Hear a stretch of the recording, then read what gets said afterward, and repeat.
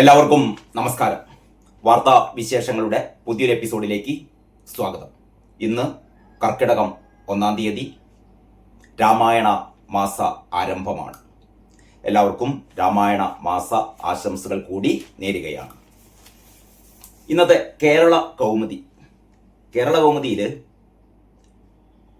രാമായണ മാസവുമായി ബന്ധപ്പെട്ട 2 ചിത്രങ്ങളാണ് ഒരുമിച്ച് കൊടുത്തത്. ഇന്ന് കർക്കിടകം 1 എന്ന ആ ഒരു ക്യാച്ച് ലൈനിൽ ഉള്ളുണർത്താം, ഊർജം വീണ്ടെടുക്കാം എന്നുള്ളതാണ് അതിൻ്റെ ഒരു പിക്ചറിൻ്റെ, ആ ഫോട്ടോയുടെ ഒരു ക്യാച്ച് ലൈൻ. പിന്നീട് വലതുഭാഗത്തുള്ളത് കർക്കിടക ചികിത്സയാണ്. അതായത് മലയാളിക്ക് കർക്കിടകം എന്നാൽ ആരോഗ്യ സംരക്ഷണത്തിൻ്റെയും ശരീര ശുദ്ധീകരണത്തിൻ്റെയും കാലമാണ്. പ്രകൃതിയിലെ മാറ്റങ്ങൾക്കൊപ്പം മനുഷ്യ ശരീരത്തെയും മനസ്സിനെയും ഒരുപോലെ പ്രതിരോധ സജ്ജമാക്കാൻ കർക്കിടക ചികിത്സയിലൂടെ സാധിക്കുമെന്ന് കോട്ടക്കൽ ആര്യവൈദ്യശാല മാനേജിംഗ് ട്രസ്റ്റിയും ചീഫ് ഫിസിഷ്യനുമായ ഡോക്ടർ PM വാര്യർ പറയുന്നു. വിശദമായ ലേഖനം എഡിറ്റോറിയൽ പേജിൽ വായിക്കാം. ഓക്കെ, ഇതാണ് രാമായണവുമായി ബന്ധപ്പെട്ട കേരള കൗമുദിയുടെ 1-ാം പുറത്തെ വിശേഷം. അത് കഴിഞ്ഞിട്ട് എഡിറ്റോറിയൽ പേജിൽ കേരള കൗമുദിയുടെ എഡിറ്റോറിയൽ പേജ് ഇന്ന് വിഭവ സമൃദ്ധമാണ്. അതിൽ കർക്കിടക ചികിത്സ, കാവലും കരുതലും, വളരെ ഇൻഫോർമേറ്റീവായ എല്ലാവരും അറിഞ്ഞിരിക്കേണ്ട, നിർബന്ധമായും അറിഞ്ഞിരിക്കേണ്ട കാര്യമാണ്. ഡോക്ടർ PM വാര്യർ ആരാണ്? Managing trustee and chief physician, Kottakkal Arya Vaidya Sala. അതിൽ ഡോക്ടർ പറയുന്ന ഏറ്റവും പ്രധാനപ്പെട്ട ഒരു കാര്യമുണ്ട്. ആരോഗ്യം എന്നത് അങ്ങാടിയിൽ നിന്നോ കമ്പോളത്തിൽ നിന്നോ പണം കൊടുത്ത് വാങ്ങാൻ കിട്ടുന്ന ഒന്നല്ല. എന്താണ് ആരോഗ്യം എന്നത്? അങ്ങാടിയിൽ നിന്നോ കമ്പോളത്തിൽ നിന്നോ പണം കൊടുത്ത് വാങ്ങാൻ കിട്ടുന്ന ഒന്നല്ല. അത് നമ്മുടെ ശരീരത്തിനു വേണ്ടി നമ്മൾ തന്നെ ഉണ്ടാക്കിയെടുക്കേണ്ട ഒന്നാണ്. സ്വന്തം ശരീരത്തോട് കാവലും കരുതലുമായി മാറാൻ ആയുർവേദത്തിന്റെ ഈ ശാസ്ത്രീയ വഴി പിന്തുടരാം എന്ന ഒരു നിർദ്ദേശത്തോടെയാണ് ഡോക്ടർ ഈ ലേഖനം അവസാനിപ്പിക്കുന്നത് കേട്ടോ. അതിൽ അദ്ദേഹം പറയുന്നത്, കർക്കിടക മാസത്തിൽ നമ്മുടെ നാട്ടിൽ സജീവമാകുന്ന ഒന്നാണ് കർക്കിടക ചികിത്സ. എന്നാൽ പലരും ധരിച്ചു വെച്ചിരിക്കുന്നത് പോലെ ഇതൊരു സുഖ ചികിത്സയല്ല. ശ്രദ്ധിക്കണേ, നമ്മൾ പലരും ഇത് സുഖ ചികിത്സയാണ് എന്നാണ് സാധാരണ പറയാ. അപ്പൊ ഡോക്ടർ പറയുന്നത് ഇതൊരു സുഖ ചികിത്സയല്ല, കൃത്യമായ ശാസ്ത്രീയ അടിത്തറയുള്ള അസുഖ പ്രതിരോധ ചികിത്സാ രീതിയാണിത്. അപ്പൊ കർക്കിടക ചികിത്സ എന്ന് പറഞ്ഞാൽ കൃത്യമായ ശാസ്ത്രീയ അടിത്തറയുള്ള അസുഖ പ്രതിരോധ ചികിത്സാ രീതിയാണിത്. നമ്മുടെ ശരീരത്തെയും മനസ്സിനെയും ഒരുപോലെ വീണ്ടെടുക്കാൻ സഹായിക്കുന്ന കർക്കിടക ചികിത്സയുടെ പ്രധാന വശങ്ങളും അതിന്റെ പശ്ചാത്തലവും അറിഞ്ഞിരിക്കേണ്ടതുണ്ട്. കർക്കിടക ചികിത്സ പ്രധാനമായും 2 അടിസ്ഥാന തത്വങ്ങളിലാണ് കെട്ടിപ്പടുത്തിരിക്കുന്നത്. അതിലൊന്ന് സർവതല ശുദ്ധി എന്നാണ് ഡോക്ടർ പറയുന്നത് കേട്ടോ. അതായത് കേവലം ശരീരത്തിന്റെ ബാഹ്യമായ ശുദ്ധീകരണം മാത്രമല്ല കർക്കിടക ചികിത്സ കൊണ്ട് ഉദ്ദേശിക്കുന്നത്. ശരീരം, മനസ്സ്, വാക്ക്, ചിന്ത, പരിസരം എന്നിവയെല്ലാം ഒരുപോലെ സംശുദ്ധമാക്കുക എന്നതാണ് ഇതിന്റെ ലക്ഷ്യം. ഈ ഒരു സമഗ്ര ശുദ്ധീകരണ പ്രക്രിയയിൽ നിന്നാണ് ആയുർവേദത്തിലെ പഞ്ചകർമ്മ ചികിത്സകളും മറ്റ് കേരളീയ ചികിത്സാ രീതികളും രൂപപ്പെട്ടിട്ടുള്ളത്. മനസ്സിനെ ശുദ്ധമായും സമനിലയിലും നിർത്തുക എന്നത് ഇതിൽ വളരെ പ്രധാനമാണ്. കർക്കിടക മാസത്തിൽ അന്തരീക്ഷത്തിൽ സൂര്യപ്രകാശം കുറയുകയും ഇരുട്ടും തണുപ്പും കൂടുകയും ചെയ്യുമ്പോൾ മനുഷ്യരിൽ സ്വാഭാവികമായും ഒരു വിഷാദഭാവം ഉണ്ടാവാൻ സാധ്യതയുണ്ട്. ഇതാണ് പല രോഗങ്ങളുടെയും അടിസ്ഥാനം. ഈ മനഃശാസ്ത്രപരമായ പ്രതിസന്ധിയെ മറികടക്കാനും മനസ്സിന് ശാന്തി നൽകാനുമാണ് കർക്കിടകത്തിൽ നല്ല കഥകൾ കേൾക്കുന്നതും രാമായണ പാരായണം നടത്തുന്നതുമെല്ലാം. ഇതിനൊക്കെ ഒരു ശാസ്ത്രീയ വശമുണ്ട് എന്നാണ് ഡോക്ടർ പറയുന്നത് കേട്ടോ. അതായത് പലരും ചോദിക്കുന്ന ചോദ്യമാണ്, എന്താണ് ഈ കർക്കിടകത്തിൽ എന്തിനാണ് ഈ രാമായണം വായിക്കുന്നത്? രാമായണ മാസമായി കർക്കിടകം, അതിൽ എന്താണ് ഇതിന്റെ പ്രസക്തി എന്നൊക്കെ പല പുരോഗമനവാദികളും ചോദിക്കാറുണ്ട് കേട്ടോ. അതിന് വളരെ ഉചിതമായ മറുപടിയാണ് ഡോക്ടർ PM വാര്യർ നൽകുന്നത്. എന്താണ്, ഞാൻ ഒരിക്കൽ കൂടെ അത് പറയാം. ഈ മനഃശാസ്ത്രപരമായ പ്രതിസന്ധിയെ മറികടക്കാനും മനസ്സിന് ശാന്തി നൽകാനുമാണ് കർക്കിടകത്തിൽ നല്ല കഥകൾ കേൾക്കുന്നതും രാമായണ പാരായണം നടത്തുന്നതുമെല്ലാം. ഇനി അഗ്നിയുടെ സംരക്ഷണം എന്നുള്ളതാണ് 2ാമത്തെ പോയിന്റ്. ആയുർവേദ ശാസ്ത്രപ്രകാരം ഒരാളുടെ അഗ്നി എന്നുള്ളത് ഇൻവെർട്ടർ കോമക്കുള്ളിലാണ്. അഗ്നി തന്നെയാണ് അയാളുടെ ജീവൻ. ശരീരത്തിൽ നടക്കുന്ന എല്ലാവിധ ഉപാപചയ പ്രവർത്തനങ്ങളെയുമാണ്, അതായത് മെറ്റാബോളിസത്തെയാണ് അഗ്നി എന്ന് വിശേഷിപ്പിക്കുന്നത്. ഒരാളുടെ മെറ്റാബോളിക് ഹെൽത്ത് അഥവാ ജൈവാഗ്നിയാണ് അയാളുടെ ജീവിത നിലവാരവും ആയുസ്സിന്റെ ദൈർഘ്യവും നിശ്ചയിക്കുന്നത്.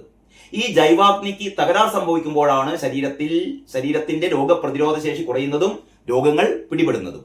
അതുകൊണ്ട് മന്ദഗതിയിലാകുന്ന ജൈവാഗ്നിയെ ജ്വലിപ്പിച്ചു നിർത്തുക എന്നതും കർക്കിടക ചികിത്സയുടെ പ്രധാന ലക്ഷ്യമാണ്. ഇനി കർക്കിടകത്തിന്റെ പശ്ചാത്തലത്തെ കുറിച്ച് കൂടി ഡോക്ടർ പറയുന്നു. അതിങ്ങനെയാണ്: പഴയകാലത്തെ കർക്കിടകത്തെക്കുറിച്ച് ചിന്തിക്കുമ്പോൾ MT വാസുദേവൻ നായരുടെ കഥകളിൽ കാണുന്നത് പോലെ കൂരിരുട്ടും കടുത്ത തണുപ്പും നിറഞ്ഞൊരു പശ്ചാത്തലമാണ് മനസ്സിൽ വരിക, അല്ലെ? കർക്കിടകം എന്ന് പറയുമ്പോൾ ഒരു ഇരുട്ട്, തണുപ്പ്, ഇതൊക്കെ നമ്മളെ അനുഭവിപ്പിക്കും ഈ കർക്കിടക മാസം.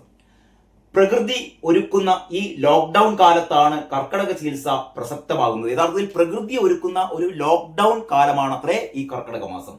മഴക്കാലമാകുന്നതോടെ ഭൂമിയുടെയും മനുഷ്യന്റെയും സസ്യലതാദികളുടെയും രാസഘടനയിൽ പ്രകൃത്യാ തന്നെ മാറ്റങ്ങൾ വരുന്നുണ്ട്. കനത്ത മഴയും തണുപ്പും പകർച്ചവ്യാധികളും ഇഴജന്തുക്കളുടെ ശല്യവും കാരണം പണ്ടുകാലത്ത് ആളുകൾക്ക് പുറത്തിറങ്ങാൻ കഴിയുമായിരുന്നില്ല.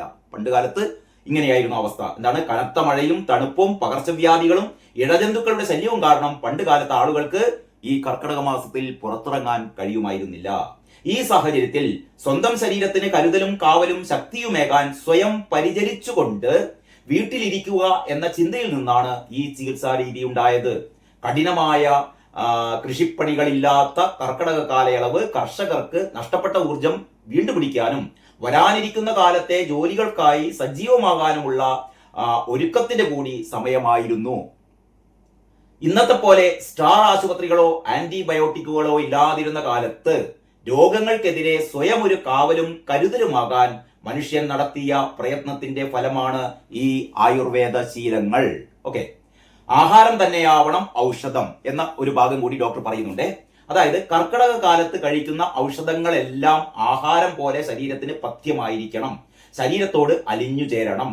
ആഹാരത്തെ ഔഷധമാക്കുകയും ഔഷധത്തെ ആഹാരമാക്കുകയും ചെയ്യുന്ന പ്രക്രിയയാണ് കർക്കിടക കഞ്ഞി പോലുള്ള ശീലങ്ങളിലൂടെ നടക്കുന്നത്.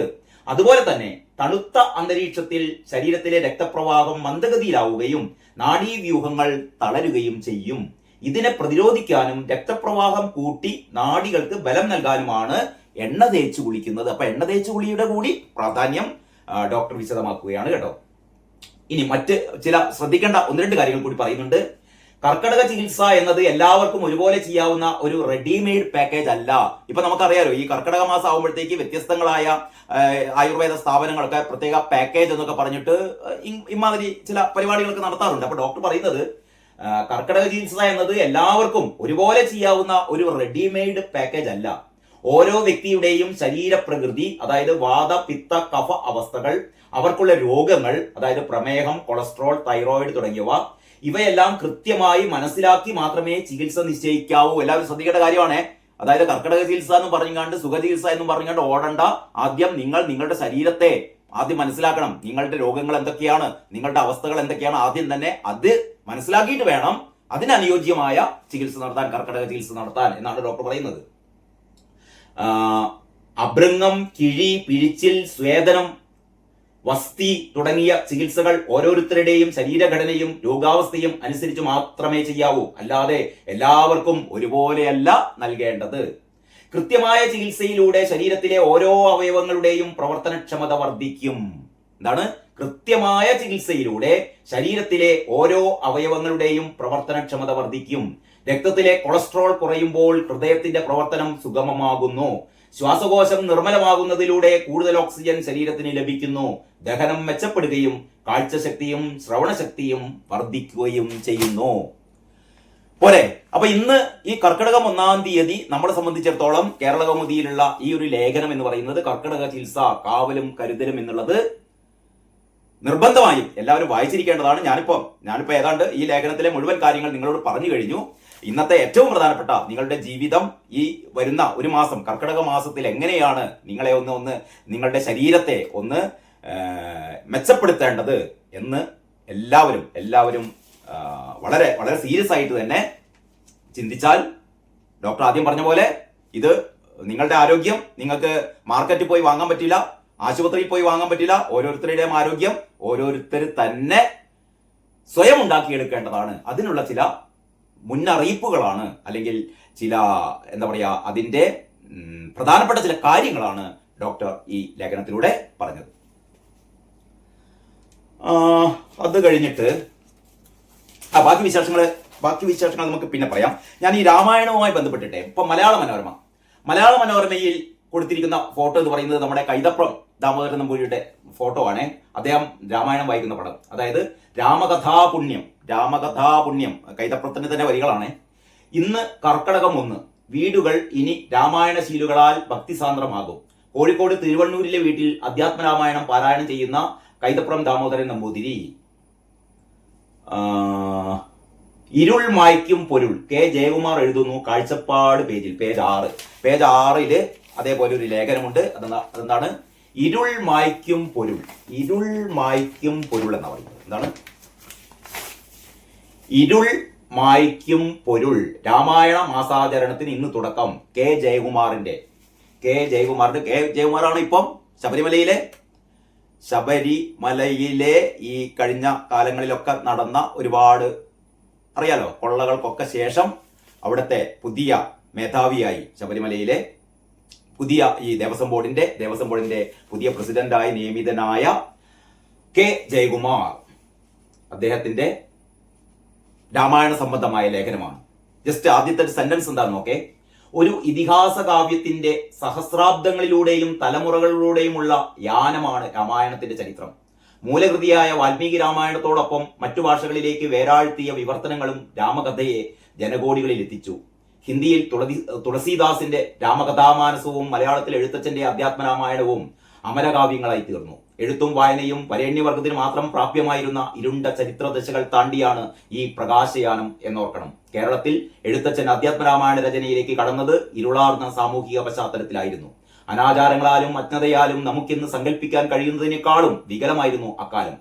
ശൂദ്രനായതിനാൽ എഴുത്തച്ഛന് തന്നെ തഞ്ചാവൂരിലും മറ്റും പോയി വിദ്യാഭ്യാസം നേടേണ്ടി വന്നു. മലയാളക്കരയിലെ ജീർണതകളെ ആത്മീയ ജ്ഞാനത്തിന്റെ വെളിച്ചത്തിൽ വിമർശനാത്മകമായി കാണാൻ എഴുത്തച്ഛന് സാധിച്ചു. സാമൂഹികവും രാഷ്ട്രീയവും ധാർമ്മികവുമായ വൈകല്യങ്ങൾ ആചാര്യനിൽ ഉളവാക്കിയ അഗാധ വേദനയും ഉത്തരവാദിത്ത ബോധവുമാണ് രാമായണ രചനയ്ക്ക് കവിയെ പ്രേരിപ്പിച്ചത്. അക്ഷരത്തിന്റെ കരുത്തിലുള്ള കവിയുടെ പൂർണ്ണവിശ്വാസത്തിന്റെ പ്രകാശനമാണത്. അധർമ്മത്തോടും അധികാര ദുർവ്യയത്തോടും സാമൂഹികമായ ചൂഷണത്തോടുമുള്ള കവിയുടെ പ്രതിഷേധവും പ്രതിരോധവുമാണ് രാമായണ പരിഭാഷയുടെ കാവ്യയുക്തി. താൻ കണ്ട ധർമ്മലോകത്തെ നേരിടാനുള്ള ആയുധങ്ങൾ പുരുഷോത്തമനായ രാമന്റെ ചരിത്രത്തിനുള്ളിൽ എഴുത്തച്ഛൻ കണ്ടെത്തി. സാമ്പ്രദായിക നിലപാടുകളോട് കലഹിച്ചുകൊണ്ട് അക്ഷരത്തിന്റെ വെളിച്ചം ജാതിഭേദമില്ലാതെ എല്ലാവർക്കും നൽകിയതിനു കൂടിയാണല്ലോ എഴുത്തച്ഛനെ ചക്കുകാളയുടെ പ്രവൃത്തി ഏൽപ്പിച്ച് ശിക്ഷിക്കാൻ ഭരണകൂടം തീരുമാനിച്ചത്. എഴുത്തച്ഛൻ എന്ന പദത്തിന്റെ ഉത്ഭവത്തിലും അന്തർലീനമാണ് അക്ഷരത്തോടുള്ള കവിയുടെ സമർപ്പണം. ചക്കാട്ടാൻ വിധിച്ചതുകൊണ്ട് കവി നിശബ്ദനാക്കപ്പെട്ടില്ല. ചക്കാട്ടലിന്റെ മടുപ്പാർന്ന താളത്തെ പരമപാഹിമാം എന്ന ഛന്ദസാക്കി മാറ്റി അതിനെ രാമായണ രചനയുടെ പിറവിക്ക് നിദാനമാക്കിയത് ആചാര്യന്റെ ഇച്ഛാശക്തിയാകാം. തുടർന്ന് ആ ലേഖനങ്ങള് സമയമുള്ളവർ വായിച്ചിരിക്കേണ്ടതാണ്. കാരണം രാമായണ പാരായണത്തോടൊപ്പം തന്നെ പ്രധാനപ്പെട്ടതാണ് രാമായണവുമായി ബന്ധപ്പെട്ട് ഇത്തരത്തിലുള്ള മഹത് വ്യക്തികളുടെ നിരീക്ഷണങ്ങൾ അല്ലെങ്കിൽ അവരുടെ ഇത് സംബന്ധിച്ച ഉൾക്കാഴ്ചകൾ. ഓക്കെ, ഇനി മാതൃഭൂമി കേട്ടോ. മാതൃഭൂമി ഏറ്റവും മുകളിലായിട്ട് ഇന്ന് കർക്കടകം 1, ഇനി രാമായണശീലുകൾ ഉയർന്നു കേൾക്കാം. മലപ്പുറം താമരക്കുഴി വെള്ളാട്ട് തയ്യൽ തൊടി ശാന്ത രാമായണം വായിക്കുന്നു. കൊച്ചുമകൾ തനു അനേത സമീപം. Photo KB Satheesh Kumar. ഒരു പടം കൊടുത്തിട്ടുണ്ട്. ഇനി എഡിറ്റോറിയൽ പേജിലെ വിശേഷങ്ങൾ നമുക്ക് നോക്കാം. എഡിറ്റോറിയൽ പേജിൽ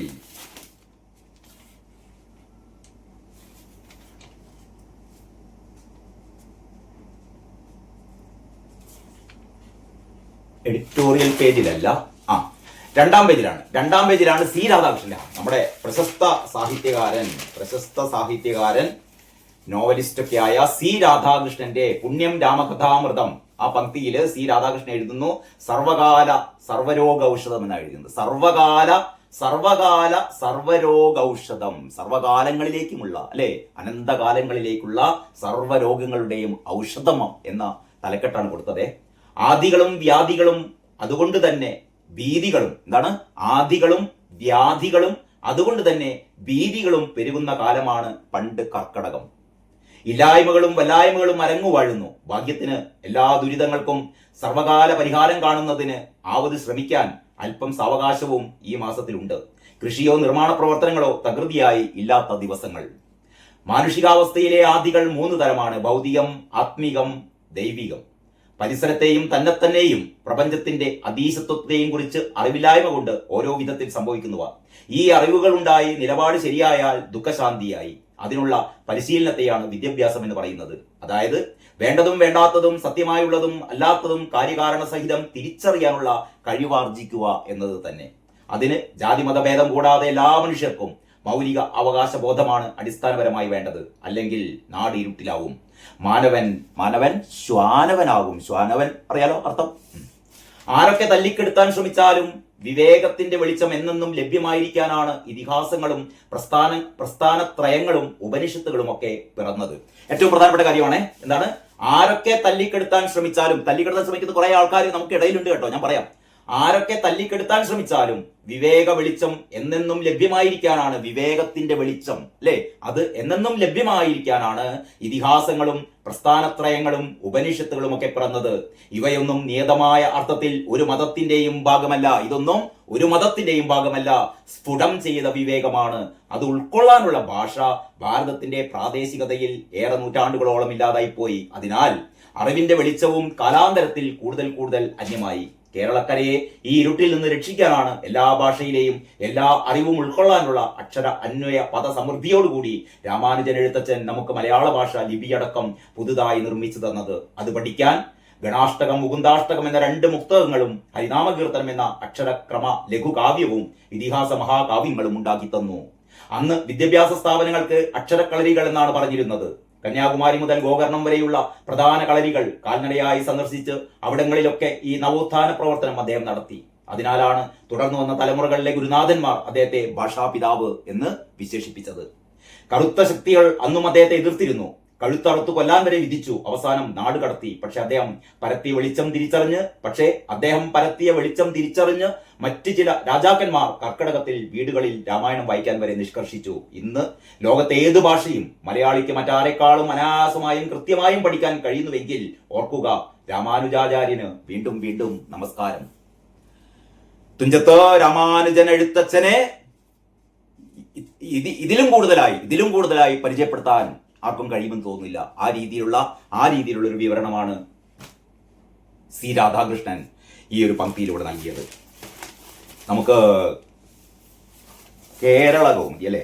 കേരള കൗമുദി ഞാൻ ആദ്യം പറഞ്ഞു.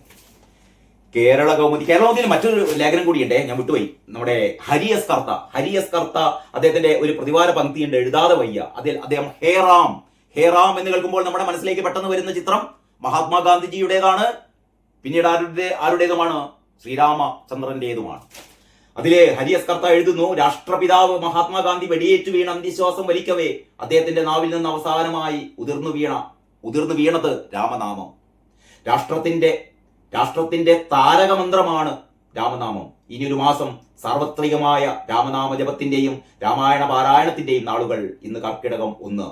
ഇനി അങ്ങോട്ടൊരു മാസത്തോളം കേരളത്തിൽ രാമായണ മാസം. നാടും നഗരവും രാമായണ മുഖരിതം. കർക്കിടക മാസം രാമായണ മാസമായത് എന്നു മുതൽക്ക് എന്നത് അജ്ഞാതം. പേമാരിയുടെയും പട്ടിണിയുടെയും മാത്രം കാലമായിരുന്ന മലയാളത്തിലെ പഞ്ഞമാസത്തിൽ പണ്ടുമുതലേ പതിവായിരുന്നു വീടുകളിൽ സന്ധ്യാവേളയിൽ വിളക്ക് കൊളുത്തി വെച്ചുള്ള രാമായണ പാരായണം. പക്ഷേ ഇടക്കാലത്ത് എങ്ങനെയോ ആ പാരായണ പാരമ്പര്യത്തിന്റെ പതിവ് തെറ്റി. കർക്കിടക സന്ധികളിലെ രാമായണ പാരായണം അപൂർവം ഗൃഹങ്ങളിൽ മാത്രമായി ഒതുങ്ങി. സായന്തനങ്ങളിൽ കൈയും കാലും കഴുകി കുട്ടികൾ നാമം ചൊല്ലുന്ന കുടുംബങ്ങളും നന്നേ ചുരുങ്ങി. രാമായണം വായന മരണം നടന്ന വീടുകളിൽ പോലും അത്ര സാധാരണമല്ലാതായി. രാമനാമത്തോടും രാമായണത്തോടും എന്തിനേറെ രാമനോട് പോലും കേരളം വിടചൊല്ലിയ പോലെ ഒരു പ്രതീതി പരന്നു. 50കളുടെ അവസാനം മുതൽ 60കളിലും 70കളിലും ഉടനീളം ആധ്യാത്മരാമായണ രചനയിലൂടെ മലയാള നാട്ടിൽ നവോത്ഥാനത്തെ നയിച്ച തുഞ്ചത്താചാര്യന്റെ സ്വന്തം നാട്ടിലാണ് ഇപ്രകാരം രാമായണം അന്യമാകാൻ ആരംഭിച്ചത് എന്നുകൂടി ഹരി എസ് കർത്ത ചൂണ്ടിക്കാട്ടുകയാണ് കേട്ടോ. ഭാഷാപിതാവ് എന്ന് നാം വിശേഷിപ്പിക്കുന്ന തുഞ്ചത്തെഴുത്തച്ഛന്റെ ജന്മദേശത്ത് അനാച്ഛാദനം അനുവദിക്കപ്പെടാതെ അദ്ദേഹത്തിന്റെ പ്രതിമ പൊതിഞ്ഞുകെട്ടി ഇന്നും സൂക്ഷിക്കേണ്ടി വരുന്നു എന്നതും ഇവിടെ എഴുതാതെ വയ്യ. പലരും പറയാൻ മടിക്കുന്ന ഒരു ചരിത്ര സത്യമാണ് ഹരി എസ് കർത്ത പറയുന്നത്. ഭാഷാപിതാവ് എന്ന് നാം അഭിമാനത്തോടെ വിശേഷിപ്പിക്കുന്ന തുഞ്ചത്തെഴുത്തച്ഛന്റെ ജന്മദേശത്ത് അനാച്ഛാദനം അനുവദിക്കപ്പെടാതെ അദ്ദേഹത്തിന്റെ പ്രതിമ പൊതിഞ്ഞുകെട്ടി ഇന്നും സൂക്ഷിക്കേണ്ടി വരുന്നു എന്നത് ഇവിടെ എഴുതാതെ വയ്യ. കർക്കടകത്തിലെ രാമായണ പാരായണ പാരമ്പര്യം പഴയ ഭക്തിയോടെയും പുതിയ ശക്തിയോടെയും 80കളുടെ മധ്യത്തോടെ മലയാളം പുനരുജ്ജീവിപ്പിച്ചു. ആ പുനരുജ്ജീവന യജ്ഞത്തിന്റെ മുഖ്യ നായകൻ പരമേശ്വർജി എന്നെന്നും ഒപ്പം നിന്നവരും നിരന്തരം അദ്ദേഹത്തോട് വിയോജിച്ചവരും ആദരവോടെ വിളിച്ചിരുന്ന RSS സൈദ്ധാന്തികൻ P. പരമേശ്വരൻ. തുടക്കം കുറിച്ചത് 82-ൽ എറണാകുളത്ത് മഹാരാജാസ് കോളേജ് ഗ്രൗണ്ടിൽ നടന്ന വിശാല ഹിന്ദു സമ്മേളനത്തിൽ. അന്ത്യജൻ അഗ്രജൻ ഇല്ലിവിടെ, വർണ്ണം വർഗം അരുതിവിടെ എന്ന് പ്രഖ്യാപിച്ച ആ സമ്മേളനം ഒരർത്ഥത്തിൽ കേരളത്തിൽ ഒരു രണ്ടാം നവോത്ഥാനത്തിന് തിരികൊളുത്തി. വിശാല ഹിന്ദു സമ്മേളനത്തിന്റെ ഒരു പ്രധാന ആഹ്വാനമായിരുന്നു കർക്കടക മാസം രാമായണ മാസമായി ആചരിക്കണമെന്നത്. അങ്ങനെ പോകുന്നു ഹരിയസ് കർത്തായുടെ രാമായണ മാസം സംബന്ധിച്ച ഈ ലേഖനം. എങ്ങനെയാണ് രാമായണ മാസത്തിന്റെ ഒരു ആചരണം കേരളത്തിൽ വീണ്ടും പണ്ടുകാലത്ത് എല്ലാ വീടുകളിലും രാമായണം വായിക്കുന്ന ആ ഒരു സ്വഭാവം, ആ ഒരു രീതി, അത് ഇടക്കാലത്ത് പതിവ് തെറ്റി. പക്ഷെ ഇതാ വീണ്ടും തിരിച്ചു വരുന്നു നമ്മുടെ ആ പഴയ ശീലങ്ങൾ എന്നത് വളരെ വളരെ സന്തോഷത്തോടെ, വളരെ അഭിമാനത്തോടെ ഹരിയസ് കർത്ത പങ്കുവെക്കുകയാണ്. നമുക്കിനി ഒരു പത്രം കൂടി നോക്കാം കേട്ടോ. നമ്മുടെ സഖാക്കന്മാരുടെ പ്രിയ പത്രം ദേശാഭിമാനിയിൽ നിങ്ങൾ എവിടെ തിരഞ്ഞാലും ഒന്നാം പേജിൽ രാമായണവുമായി ബന്ധപ്പെട്ട ഒരു ചിത്രം കാണില്ല. ഇതാണ് ദേശാഭിമാനി എത്രമാത്രം ഹൈന്ദവ വിരുദ്ധം എന്നല്ല പറയേണ്ടത് കേട്ടോ. കാരണം നേരത്തെ ഈ ലേഖനത്തിൽ ഒക്കെ പറയുന്ന പോലെ രാമായണം എന്നത് മലയാളികളുടെ മൊത്തം ഒരു സംസ്കൃതിയുടെ ഭാഗമാണ് കേട്ടോ. അല്ലാതെ ഹിന്ദുവിൻ്റെതല്ല രാമായണം. പക്ഷേ ഈ ദേശാഭിമാനി ഹൈന്ദവ വിരുദ്ധരാണല്ലോ. അതിന്റെ ഏറ്റവും പ്രധാനപ്പെട്ട സംഭവമാണ് മറ്റെല്ലാ പത്രങ്ങളും ഒന്നാം പുറത്ത് രാമായണ പാരായണത്തിന്റെ ഒന്ന് ആലോചിച്ച് നോക്കണം. ഇവരുടെ എന്തുകൊണ്ട് കേരളത്തിൽ CPM ഇങ്ങനെ ഉപ്പ് വെച്ച കലം പോലെ ദ്രവിച്ച് പോകുന്നു എന്നുള്ളതിന്റെ ഒരു ഉദാഹരണം ഇന്നത്തെ ദേശാഭിമാനിയാണ്. ഒരു ചിത്രം അല്ലേ, ഒരു മുത്തശ്ശി രാമായണം വായിക്കുന്നതിന്റെ ചിത്രം. ഇവർ മറ്റെല്ലാ മതവിഭാഗങ്ങളുടെയും ഇത്തരം കാര്യങ്ങൾ ഒന്നാം പേര് കൊടുക്കാറുണ്ടല്ലോ. ക്രിസ്മസ് ആണെങ്കിൽ കൊടുക്കാറുണ്ട്, നബിദിനമാണെങ്കിൽ കൊടുക്കാറുണ്ട്, അങ്ങനെ എല്ലാ മതവിഭാഗങ്ങളുടെയും. പക്ഷെ രാമായണം എന്നുള്ളത് ആ മതവിഭാഗങ്ങളുടെ ഒരു ഉത്സവം എന്നതിനേക്കാൾ, ഒരു ആചരണം എന്നതിനേക്കാൾ അങ്ങേപ്പുറത്ത് അല്ലേ. ആരോട് പറയാൻ രാമായണത്തെക്കുറിച്ച് ഒന്നുമില്ല എന്നുള്ളതല്ല. ഈ രാമായണം എന്നത് ഒരു വകക്ക് കൊള്ളാത്ത സാധനമാണ് എന്ന ഒരു ലേഖനം ദേശാഭിമാനി എഡിറ്റോറിയൽ പേജിൽ ഇതാ. അതിന്റെ തലക്കെട്ട് വളരെ സൈദ്ധാന്തികമായ തലക്കെട്ടാണ്. ബൗദ്ധ വൈഷ്ണവ രാമായണങ്ങളിലൂടെ എന്നാ പറയുന്നത്. ബൗദ്ധ വൈഷ്ണവ രാമായണങ്ങളിലൂടെ ഇന്ന് കർക്കിടകം 1. അത് എഴുതിയത് ഡോക്ടർ KK സുന്ദരേശനാണ്. KK സുന്ദരേശന്റെ അഭിപ്രായങ്ങൾ അദ്ദേഹത്തിന് പറയാം, അദ്ദേഹത്തിന് എഴുതാം. അദ്ദേഹം ഈ ആരായിരുന്നു അറിയോ? കേരള കലാമണ്ഡലം മുൻ രജിസ്ട്രാർ ഒക്കെയാണ് ഈ ഡോക്ടർ KK സുന്ദരേശൻ. പക്ഷെ ഈ രാമായണ മാസത്തിന്റെ തുടക്ക ദിവസമായ ഇന്ന് കർക്കിടകം 1 രാമായണത്തെ നമ്മൾ പ്രകീർത്തിക്കണ്ട. ഇവര് ദേശാഭിമാനിക്കാര് രാമായണത്തിന്റെ ഗുണവശങ്ങളെ കുറിച്ച് ഒന്നും പ്രകീർത്തിക്കണ്ട. പക്ഷേ അപമാനിക്കരുത്, പരിഹസിക്കരുത്, നിന്ദിക്കരുത്. അതൊക്കെയാണ് ഈ ലേഖനത്തിൽ നിഴലിക്കുന്നത്. നിങ്ങൾക്ക് വേണം പറഞ്ഞു നിൽക്കാം ഇത് രാമായണത്തിന്റെ ബൗദ്ധ വൈഷ്ണവ രാമായണങ്ങളെ കുറിച്ചുള്ള ഒരു എസ്സേ ആണ് എന്നൊക്കെ നിങ്ങൾക്ക് പറയാം. പക്ഷെ ഇതിന്റെ തുടക്കം, ഈ ലേഖനത്തിന്റെ തുടക്കം എങ്ങനെയാണെന്ന് അറിയോ? ഐതിഹ്യങ്ങളുടെ തടവറയിൽ, ഐതിഹ്യങ്ങളുടെ പെരുമയിൽ നിന്നോ ഐതിഹ്യങ്ങളുടെ അഭിമാനത്തിൽ നിന്നോ ഒന്നല്ല പറയുന്നത്. ഐതിഹ്യങ്ങളുടെ തടവറയിൽ. ഐതിഹ്യങ്ങൾ എന്ന് പറഞ്ഞാൽ എന്താണ് പറയുന്നത്? തടവറയാണ്. ആ തടവറയിൽ അടയ്ക്കപ്പെട്ട ഒരു ജനത അത് തിരിച്ചറിയുന്നില്ല എന്നതാണ് ഇന്ത്യയുടെ ഇന്നത്തെ സാമൂഹ്യ സ്ഥിതിയായി കണക്കാക്കാവുന്നത്. ഇന്നത്തെ ഇന്ത്യയുടെ സാമൂഹ്യ സ്ഥിതി എന്ന് പറയുന്നത് ജനത ഐതിഹ്യങ്ങളുടെ തടവറയിലാണത്രേ എന്ന് തുടക്കം പറഞ്ഞു വെക്കുകയാണ്. എന്ന് പറഞ്ഞാൽ ഐതിഹ്യങ്ങളെ നിങ്ങൾ എന്ത് ചെയ്യരുത്, നിങ്ങളുടെ ജീവിതത്തിലേക്ക് പകർത്തരുത് എന്ന് പറഞ്ഞാൽ രാമായണ മാസത്തിൽ രാമായണം കൈകൊണ്ട് തൊടരുത് എന്നാണ് ദേശാഭിമാനി പറയുന്നത്. രാമായണ മാസത്തിൽ രാമായണം കൈകൊണ്ട് തൊടാൻ പാടില്ല, അത് ഐതിഹ്യമാണ്. ഐതിഹ്യം നിങ്ങൾ എന്ത് ചെയ്യുന്നു? തടവറയിൽ അടയ്ക്കുന്നു. ഇനി രാമൻ ഒരു സാങ്കല്പിക കഥാപാത്രമാണെന്ന നിലയിൽ കാണാൻ കൂട്ടാക്കാത്തവരാണ് നമ്മിലേറെ പേരും. എന്ത് കഷ്ടാണെന്നറിയോ? ഡോക്ടർ കെ സുന്ദരേശന് രാമനെ എന്താ പറയാ, രാമനെ അങ്ങനെ ഒരു ദൈവമായി കണക്കാക്കണ്ട. അദ്ദേഹത്തിൻ്റെതായ സ്വാതന്ത്ര്യമുണ്ട്, അല്ലേ? അദ്ദേഹത്തിൻ്റെതായ സ്വാതന്ത്ര്യമുണ്ട്. ആ സ്വാതന്ത്ര്യത്തെ നമ്മൾ വകവെച്ച് തരുന്നു. പക്ഷെ അദ്ദേഹം ഇത് ഒരു എന്താ പറയാ, ഇതൊരു പൊതുവൽക്കരിക്കുകയാണ്. ഇതൊരു പൊതുവായ ഒരു സത്യമാണെന്ന് പറയുകയാണ്. അതായത് രാമൻ ഒരു സാങ്കല്പിക കഥാപാത്രമാണ് എന്ന നിലയിൽ കാണാൻ കൂട്ടാക്കാത്തവരാണ്. അപ്പൊ രാമൻ ഒരു സാങ്കല്പിക കഥാപാത്രമാണ് എന്നത് വിശ്വസിക്കാത്തവരാണ്, അങ്ങനെ കാണാൻ കൂട്ടാക്കാത്തവരാണ് നമ്മിലേറെ പേരും എന്ന് ഇദ്ദേഹം തുടക്കത്തിൽ തന്നെ പറയാണ്. എന്ന് പറഞ്ഞാൽ അപ്പൊ ഇദ്ദേഹത്തിന്റെ അഭിപ്രായത്തിൽ രാമൻ എന്ന് പറയുന്നത് ഒരു സാങ്കല്പിക കഥാപാത്രമാണ്. പക്ഷേ നമ്മുടെ രാജ്യത്തെ കോടാനുകോടി ജനങ്ങൾ, അല്ലേ, അവരുടെ ഹൃദയമന്ത്രമായി, അവരുടെ എന്താ പറയാ സർവേശ്വരനായി അവർ കാണുന്നത് രാമനെയാണ്, രാമമന്ത്രത്തെയാണ്. അപ്പോഴാണ് പറയുന്നത് ഇതൊരു സാങ്കല്പിക കഥാപാത്രമാണ് എന്ന നിലയിൽ കാണാൻ കൂട്ടാക്കാത്ത കുറെ ആൾക്കാർ ഇവിടെ ഉണ്ട്. എന്നിട്ട് സഹസ്രാബ്ദങ്ങളായി മനഃപൂർവ്വം സൃഷ്ടിക്കപ്പെട്ട ഐതിഹ്യ ആഭിമുഖ്യമാണ് അതിന് പ്രധാന കാരണം. എന്താണ്? സഹസ്രാബ്ദങ്ങളായി മനഃപൂർവ്വം സൃഷ്ടിക്കപ്പെട്ടതാണ് മനഃപൂർവ്വം സൃഷ്ടിക്കപ്പെട്ട ഐതിഹ്യ ആഭിമുഖ്യമാണ് എന്ന് പറഞ്ഞാൽ ഐതിഹ്യങ്ങളെ വിശ്വസിച്ചുകൊണ്ട് ഐതിഹ്യങ്ങളെ ജീവിതത്തിൽ പകർത്തുന്ന രീതി ഇവിടെ മനഃപൂർവ്വം സൃഷ്ടിക്കപ്പെട്ടതാണ് എന്ന് പറഞ്ഞാൽ ഒരു ബിംബവൽക്കരണമാണ്, അനഭിലഷണീയമായ ഒരു ബിംബവൽക്കരണമാണ് ഇവിടെ നടന്നത് എന്ന രീതിയിലാണ് അദ്ദേഹം ഇതിനെ സമീപിക്കുന്നത് കേട്ടോ. പിന്നെ ചാതുർവർണ്ണത്തിൽ അധിഷ്ഠിതമായ ഒരു സാമൂഹ്യ ഘടനയിൽ സ്വാഭാവികമായി ഉണ്ടാകാവുന്ന ഉപരിവർഗ അധീശത്വമാണ് നിർണായകം. ഇതൊരു ഉപരിവർഗ അധീശത്വം. എന്റെ മനുഷ്യ, കേരളത്തിൽ രാമായണം വായിക്കുന്നത് ഈ ഉപരിവർഗങ്ങൾ മാത്രമല്ല. ഇത് ഇവരുടെ ഒക്കെ ഒരു രീതിയാണല്ലോ.